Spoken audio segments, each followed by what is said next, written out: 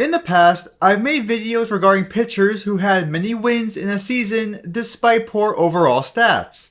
I've also made videos about pitchers with great win-loss percentages, again, in spite of poor overall stats. What happens when we combine both into one? We get Storm Davis's 1989 season, one of the weirdest pitching seasons of all time. Storm Davis was a pitcher who played in Major League Baseball for 13 seasons from 1982 to 1994. He played for 5 teams, but spent the most time with the Baltimore Orioles and Oakland Athletics.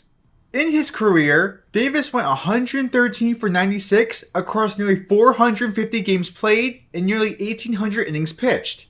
He holds a lifetime 4.02 ERA, 99 adjusted ERA, a 1.392 WHIP, struck out 5.3 batters per 9 innings, and earned 17.2 WAR. Based on his stats, he's about as average as one can get. He never had an incredible Cy Young caliber season, but was a good, reliable pitcher for many years. He has 3 World Series starts after all, which includes winning a title with Baltimore in 1983. While his career may seem mundane, his 1989 season was the complete opposite to say the least. That year, in 31 games started and 169 1/3 innings pitched, he had an ERA of 4.36, adjusted ERA of 85, a WHIP of 1.506, struck out 4.8 batters per 9 innings, and earned 0.2 WAR. Not the greatest season ever, but what makes it notable was his win-loss record. Storm Davis that year went 19-7. 19 wins in spite of a lousy 85 adjusted ERA. A pitcher winning that many games while having stats that poor never happens and is an anomaly. To see just how much of an anomaly Storm Davis's 1989 season was, let's compare it to other seasons all time. In 1989 specifically, there were 78 qualified pitchers in Major League Baseball, and of that group, Davis ranked 68th in both ERA and adjusted ERA, right on the cusp of the bottom 10. Despite being one of the worst starting pitchers in baseball that year, Davis is tied for the 4th most wins. For perspective, his teammate Mike Moore had an ERA exactly 1 3/4 lower at 2.61 and started 4 additional games but had an identical amount of victories. The second most wins by a pitcher that season with worse stats was 15 by New York Yankees pitcher Andy Hawkins, who had an ERA of 4.80 and adjusted ERA of 81. However, Davis didn't just win 19 games, he only lost 7 for a winning percentage of .731. Davis's .731 mark was the 5th highest in Major League Baseball in 1989. While the second highest by a pitcher with worse stats was a .565 percentage by Pittsburgh Pirates pitcher Bob Walk. He went 13-10 with a 4.41 ERA and 76 adjusted ERA. Somehow, Davis was one of the worst starters in 1989, but also one of the most efficient winners. He might have been able to achieve that feat regardless of his overall stats, but how does he fare against all pitchers throughout MLB history? Among all pitchers in the history of Major League Baseball, Davis is one of 12 ever to win at least 19 games with an adjusted ERA at or lower than 85. However, many of the pitchers at the top of the leaderboard played prior to the modern era and have crazy amounts of games started. Obviously, it's not difficult to win 19 games when given a sheer number of opportunities. When looking at the live ball era, Davis is now one of 3 ever with that many victories and that low of an adjusted ERA. Although, Davis did achieve his feat in fewer games. When looking at pitchers all time with as many or fewer games played, Storm Davis stands alone as the only pitcher with at least 18, let alone 19 wins. You need to go all the way back to 1901 to find someone that even came close to him. The closest anyone has gotten to Davis in the live ball era was Bartolo Colon in 2014, where he won 15 games with an 84 adjusted ERA in 31 starts as well.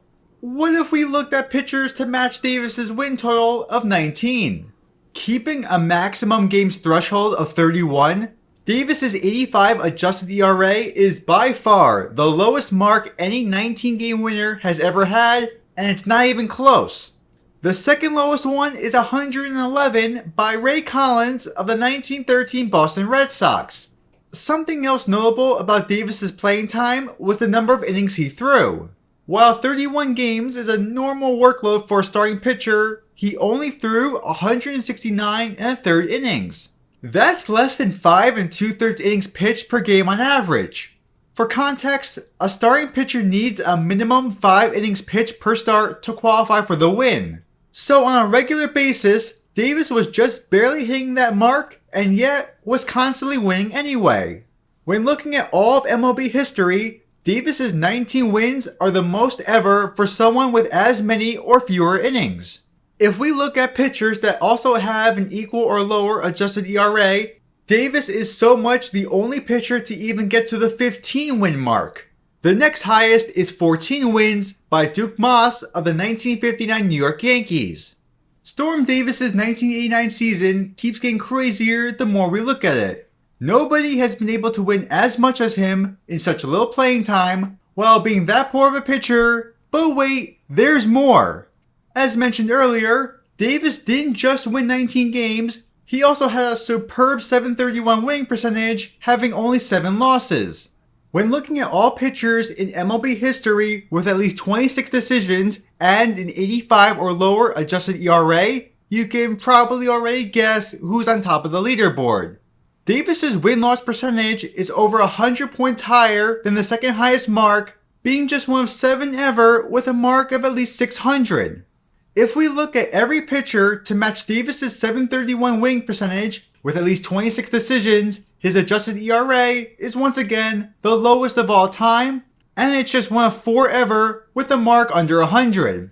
There has legitimately never been someone throughout the history of Major League Baseball to win that many games that efficiently, with that low of an adjusted ERA, all in that little amount of playing time. Nobody is even close. The big question is, how did he do it? How did Storm Davis achieve his impossible season? 2 main reasons. Davis was a very streaky pitcher and simply got extremely lucky. Firstly, when Davis earned a victory, he was a solid pitcher. In his 19 wins, Davis holds a 2.62 ERA in 117 innings pitched. As mentioned earlier, his teammate Mike Moore had an ERA of 2.61 that season. That equates to a 142 adjusted ERA, a top 5 mark in the league. So for nearly 2/3 of his starts, Davis was pitching like one of the best ones out there. But wait, if he was that good for most of his games, how did he end up as one of the worst starters in baseball? Well, in 5 no decisions, Davis had a 5.18 ERA across 24 and a third innings.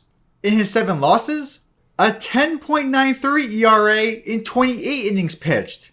It really is one of the most polarizing seasons I've ever seen. How would you even judge it? Would you consider a pitcher to be great if he pitched like a top 5 starter in the league 60% of the time, but one of the worst the other 40%? Additionally, Davis had the perfect team to help him get a lot of wins.